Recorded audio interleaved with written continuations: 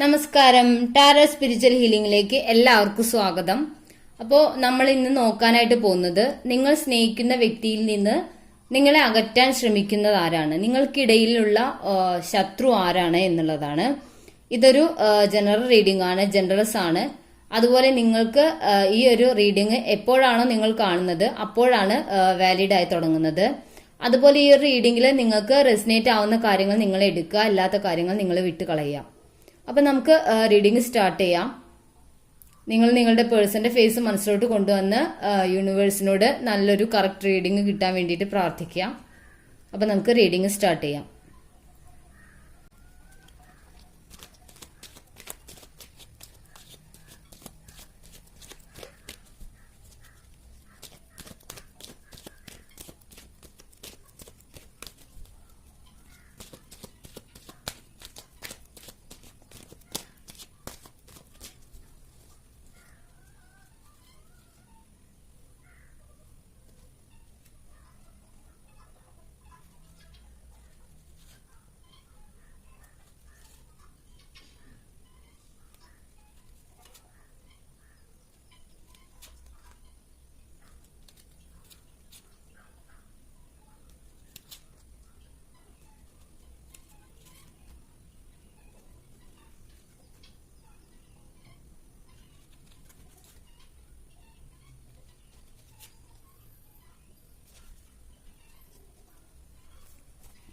Bottom of the deck the empress ആണ്.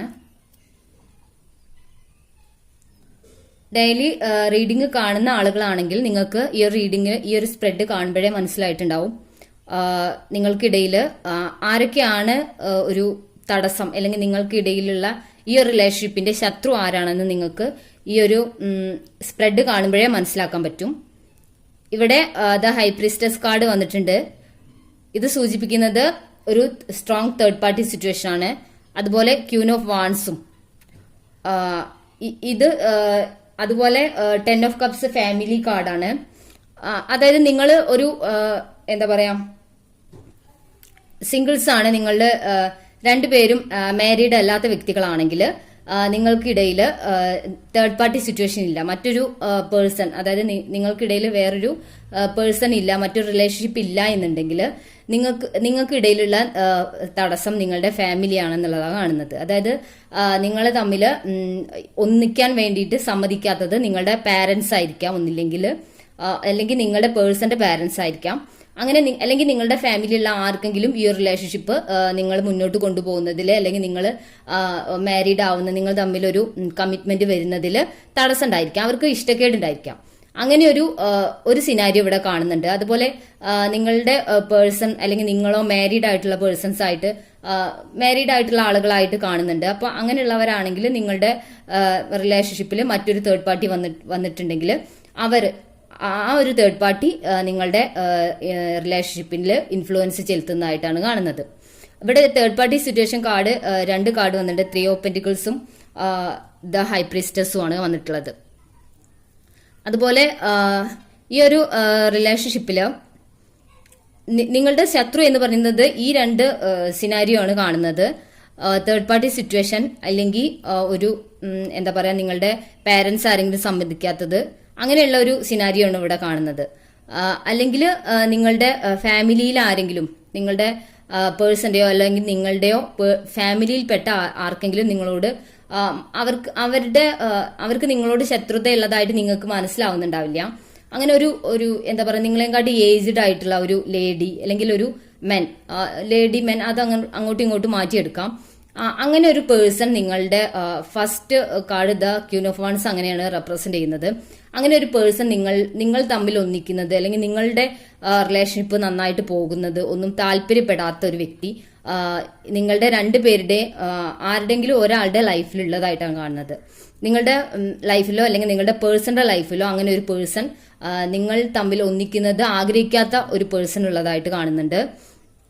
അതുപോലെ നിങ്ങൾ വളരെ സന്തോഷത്തോടും എല്ലാ പ്രതിസന്ധികളും തരണം ചെയ്ത് ഈ ഒരു റിലേഷൻഷിപ്പ് മുൻപോട്ട് കൊണ്ടുപോകുന്നത് അവർക്ക് സഹിക്കുന്നില്ല.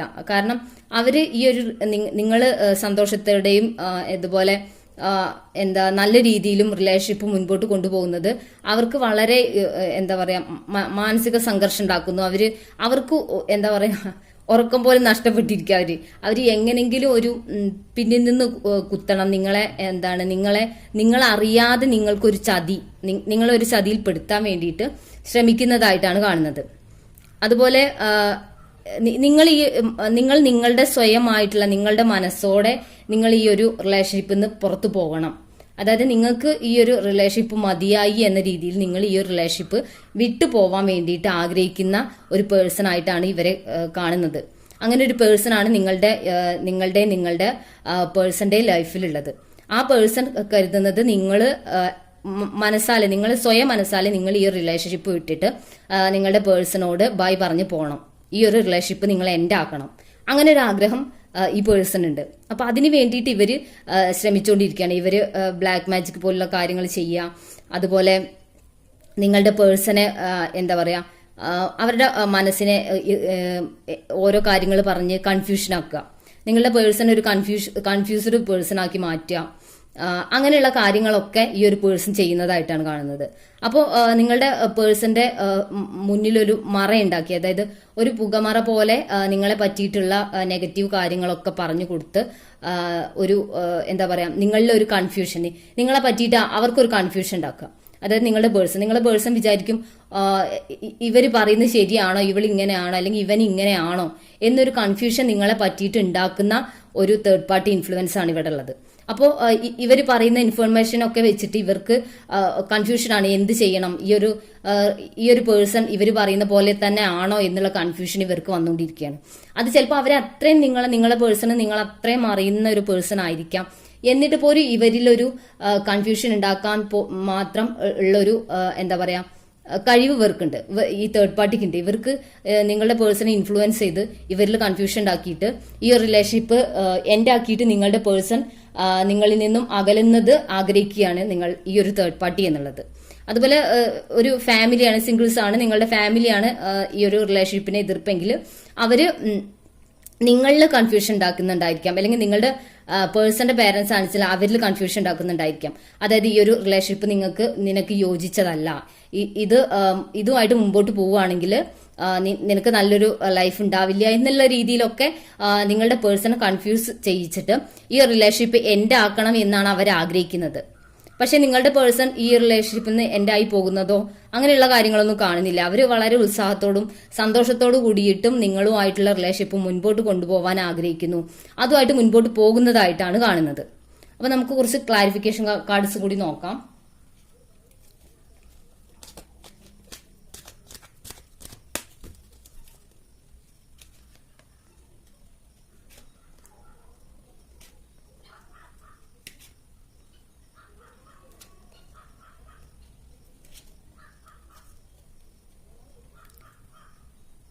സെവൻ ഓഫ് സോൾസ് ആണ്. ഇങ്ങനെയൊരു എന്താ പറയാ ഇവരിങ്ങനെ കൺഫ്യൂഷൻ ആക്കുമ്പോൾ നിങ്ങളുടെ പേഴ്സൺ ഒരു എന്താ പറയാ ഒരു ഹാർട്ട് ബ്രേക്ക് ഒക്കെ നേരിടുന്നുണ്ട്. അവരുടെ മനസ്സിലൊരു മുറിവുകളൊക്കെ ഉണ്ടാക്കുന്ന രീതിയിലുള്ള സംസാരങ്ങളാണ് ഈ തേർഡ് പാർട്ടിയിൽ നിന്ന് ഉണ്ടാവുന്നത്. അപ്പോൾ ഇവർക്കൊരു ഈ കൺഫ്യൂഷൻ വരുമ്പോൾ നിങ്ങളെ കുറിച്ച് ഓരോ കാര്യങ്ങൾ കേൾക്കുമ്പോൾ നിങ്ങളുടെ പേഴ്സൺ ഒരു എന്താ പറയാ മനസ്സിൽ അവരുടെ ഹൃദയത്തിൽ ഒരു മുറിവ് ഉണ്ടാവുന്നതായിട്ട് കാണുന്നുണ്ട്. പക്ഷെ അവർക്ക് നിങ്ങളോട് വളരെ അതായത് ഒരു പാസ്റ്റ് ലൈഫ് കണക്ഷൻ പോലുള്ള അത്രയും എന്താ പറയാ ഡീപ്പായിട്ടുള്ള ഒരു കണക്ഷനാണ് നിങ്ങളോട് തോന്നുന്നത്.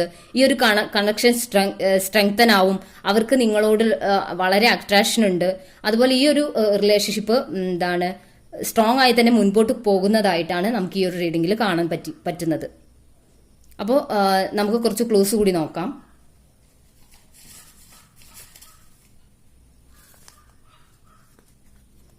ജനുവരി, ജൂൺ, ഒക്ടോബർ 1993, ലെറ്റർ എം, അനീഴം 1988, 1996, ജൂലൈ, വിശാഖം, September. W. letter D. March, April, കാർത്തിക. letter Y. letter F. പൂരാടം. മെയ് 2001. പുണർദ്ധം